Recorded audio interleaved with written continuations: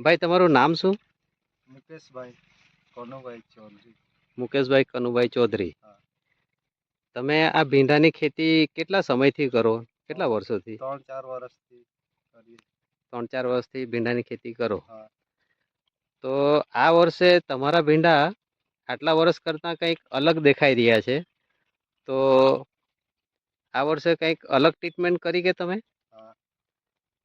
તો એમાં કઈ ટ્રીટમેન્ટ કરી? શું શું વાપર્યું એવું તો? આ દવાઓ હા. હવે આ છે સ્ટીમરીચ અને બાયો 99 જે બાયોફિટ પ્રોડક્ટ છે. તો આ બાયોફિટ પ્રોડક્ટ તમે આ ભીંડામાં કઈ રીતે વાપરી?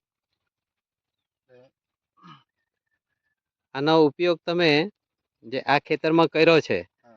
અત્યારે જે ખેતર આપણે જોઈ રહ્યા છે હા. એમાં આ સ્ટીમરીચ અને બાયો 99 તમે વાપર્યું છે. ટીમરીજ અને તો બાયો 99 હા, એનો છંટકાવ કર્યો કે પછી જમીનમાં આપ્યું? કેવી રીતે વાપર? છંટકાવ કર્યો.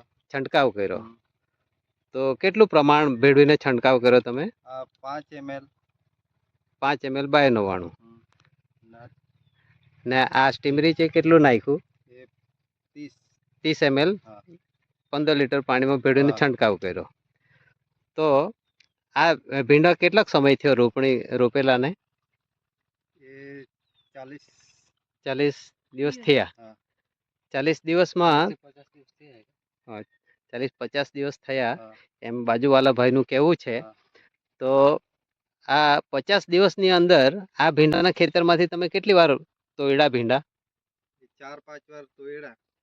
તો આ ખેતરમાંથી આમાં કેટલું બિયારણ નાખેલું ભીંડાનું? 1 કિલો 200 ગ્રામ.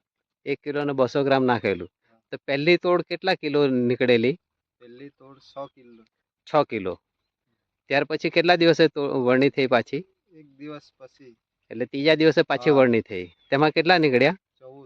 14. આ રીતે તમારી કેટલી વરણી થઈ અત્યાર 5. સુધીમાં? 5 વરણી થઈ. હા. તો છેલ્લે કેટલા નીકળ્યા? છેલ્લી વરણીમાં 46 કિલો. 46 કિલો નીકળ્યા. હા. મતલબ કે હવે ધીરે ધીરે આ ભીંડામાંથી ઉત્પાદન વધી રહ્યું છે. હા. અને અત્યારે આ તમે સ્ટીમરીચ બાયો 99 કેટલા દિવસના અંતરે છંટકાવ કરો? 4-5 દાડા. 4-5 દિવસના અંતરે છંટકાવ કરો છો. હા. બરાબર. કેટલા વર્ષોથી તમે ખેતી કરતા ભીંડાની 3-4 વર્ષથી, તો તેના કરતાં કંઈક ડિફરન્ટ લાગે કે પછી લાગે ને? હા, તો સારું છે કે સારું છે. આ વર્ષ સારું બહુ છે? સારું છે. બરાબર. મતલબ કે આ પ્રોડક્ટ વાપરીને તમે આજે સંતુષ્ટ છો? હા.